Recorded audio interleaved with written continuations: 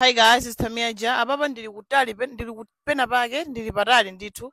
Ndeno nkhani neyo ndifika kumene kumalo kumwe ndili kuno komano ndimayendera ndili lede. Nkhani iyi ndi anyowani. Ndeno ndimakonda zoyankhula nkhani zomwe zikuchitika, ndimanena zinthu zomwe zikuchitika, things that are trending. So Chacha ndi Alice mutizataniso. Chachitika ndi chani. Andidikira anthu ababa ndili pachangu magazi. So Alice yambakata anapanga posti ukwati wa manager wa Chacha. Paja manager wa Chacha Chris Loka anaenda ukwati ndi anapanga post, and this is what she posted. Alice anati, anzanga anthu tili munyengo ya thuya mzibwinobwino. Nde chomwe mukundifusira ine zoti bwanji Chacha sanapite ku ukwati wa manager wake Chris Loka ncha.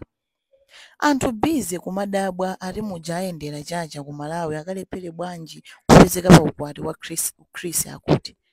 Ati ndipo loko kumudalitsa olomakonga ine ndati anzanga mabodza nkutheka boss lady anali ndi ma commitment ena kapena inu muganiza kuti what happened. Anyway, congratulations Chris and yo. Ataona zinthuzi Chacha ananena zoti ayankha de Chachayo wayankha. This is what Chacha said. Enjoy the video.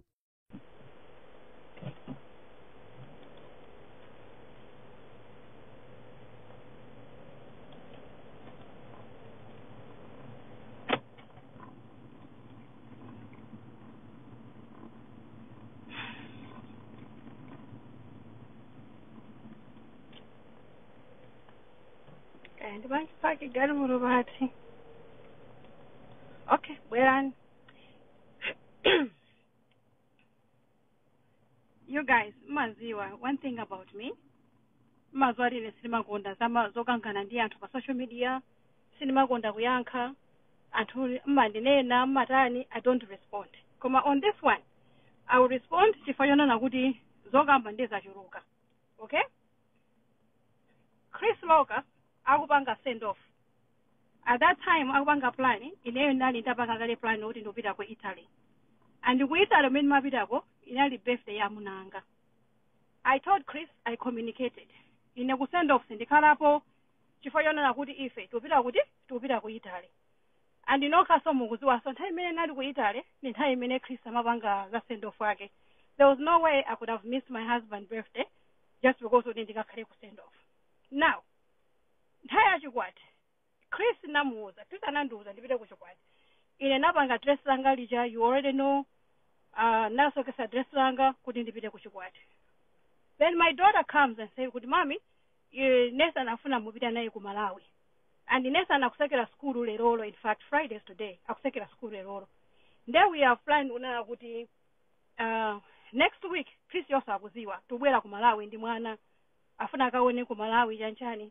So how was I going to come wiki inoyo ndikhale ku Malawi, then wiki yamawa ndibwera so ku Malawi, knowing kunena kuti suti ndikuenda ndekha, ndikuenda ndi mwana, and it's very expensive to fly business class ndi mwana from Malawi from America kukafika ku Malawi. If you can Google, it's about $11,000 $12,000 US round trip for both of us.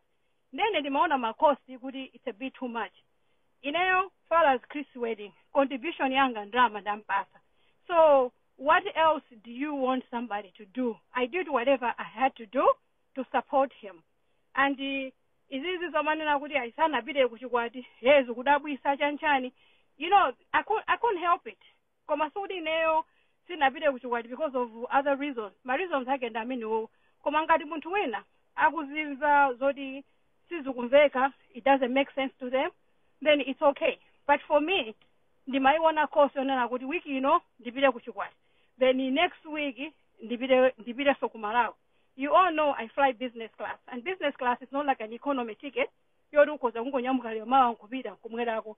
So that's the reason why sinase kupita ku chikwati. Koma I communicated ndi Chris namuza, and this on drama yanga so show contribution yanga so Chris yoso anayilandira. Nde chimene mafuna kuti ndipange ndi chani. But anyway, sindikuziwa kuti Alice namulakwira chani. I thought she was my friend. Timacheza pena, me and her we've been communicating, and ndikuona ngati kuti even this issue anakhala kuti yamukhuza kwambiri kuti kodi chacha bwanji sanapite kuchikwa cha Chris. She has my number. Timacheza, she could have called me kundifusa. Koma ndikuziwa pali my issues anthu ena because I'm so close to Isagondwe.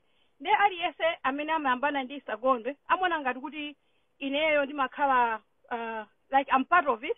Olo mwina ineyo ndimamuza Isa what to do kapena kachanchani. Ineyo I'm not a person who go on the social media ndiziyankhana ndi anthu dzidani. I don't do those things. In fact, mwina so ndikoyamba since I've been on the social media ineyo to go on a live ndikuyankha chinthu ndi munthu ngati izizi. Why I have done that is because Chris kwa ineyo sinimamtenga ngati manager chabe. I take Chris ngati family. When Chris come to the US amakhala ndine chani different hamozi si different wodi kachanchani and you know palibe any issue imeninga nene kuti ineyo have got a problem with Chris kapena kachanchani that palibe vuto linalilose koma you have to understand kuti zinthu zimachitika pena munthu makanika kuti upite ku event yawo yo chanchani koma ngati watumiza contribution yako you are there, you know. So ineyo all I can say is I think I've answered your question. Send my phone because once you guys I don't like it. I just don't like it. I hate it. In fact, Paribas amena kuzua Chrisio, Mofati, my managers, Aki, Sagua Gudi, Inenda Banga Live, Yugomano Nangobanga Fana Gudi, send my phone Azodi, it isn't go Kalida, Mao, it is a Kalida, my issues. We are often different Guru. We've got other things to focus on. Then Gudi is Pangana fight, picking on Gudi, Church and Nabanga, Ekoma Church and Nabanga Magut. I don't have that time. So Alice, Ineo, as your friend, or maybe you can call me, maybe I'm not your friend because of you guys, Mambana, this are going to Gajan. I don't know.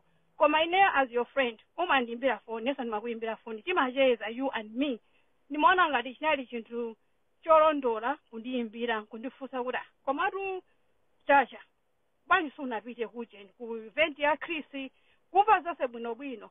And if you think what I'm lying, you can even ask Chris himself. He knows what we are flying into Malawi next week. There's no way. And one time I posted something on the social media. It's those lions. My grandson wants to see this. I've been asking you guys, would you my hint out Zambia? Of course, I don't tell people when I'm flying in Malawi. Commando because of Shipwidi Ijiji. That's the reason why. So next week because in Mona could cost younger in the Ambiri. So Zokamba Gambazin Guzimva. A lot of people are saying so many things. I've been ignoring. Komano Ineo, all I can say is good. I think Benabage, Alice, before you go live,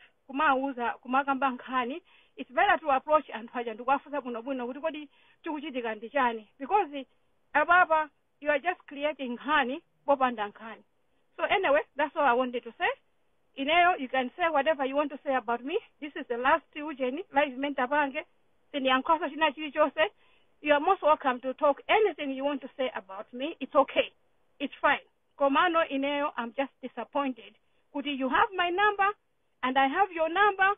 Mamudu kwela uzandifuse kumaona kuti ndijoye nena kuti mupange live and hambe kugamba za jaja Ineo nduguze. One of somebody else, let me just give another example. Last week somebody sent me something kuti unaga wakuto amakunena pa video ina yake. Let me tell you something about Chacha. Maybe you don't know today. I don't give a shit what people talk about me. I don't care. Why I don't care? That's why I don't respond. Antu sama gendantengo oru libe zipato. This is what my auntie told me a long time ago. I'm out there. There are some people who love me. There are some people who will not love me. Dinajivomereza. So all of nene and Didani, it's okay. Daniel said right now, since I've been on the social media, Zinduzambiri. What is Mandipanga affected? When I was feeling sorry for my daughter, could you as a Chiranjira Banji? But nice I'm a bank understand now this is life Yama Yanga. She's out there, people will say good or say bad. I'm not a person who likes to fight with people. I love everybody and in Gakawudi you are close to me. But if you betray me, in a cut off. So I'm not trying to say anything kaya chotani koma all I'm saying kuti in this Chris story sinkandiona kuti wina aliyese ayipange ngati kuti pali chidani ine ndi Chris. There's no chidani. Sooner or later Chris ndi munthu onena kuti like I said, to me Chris si munthu otera kuti ninganena kuti kaya ndandani. He's close to me. We are like one family. His sister asibaleke wose they know me. So anyway, enjoy the conversation, enjoy whatever you want to say. Pangani nkhani mene mukufuniramo. Even Cecilia mkazi wake, I sent her a message. Namuza Cecilia, I'm sorry, I wish nakabwera koma zachitika ndizakuti. She told me kuti Chris wanduza ndamva komano munakabwera inakabhebha kwambiri. And she even said kuti zikomo kwambiri drama ijandalandira. Nde mufuna kuti ndipange chani. Mafuna kuti nditani pamenepo. So anyway, have a good day. I'm going back to work to make some more dollars. Talk to you guys later. Bye.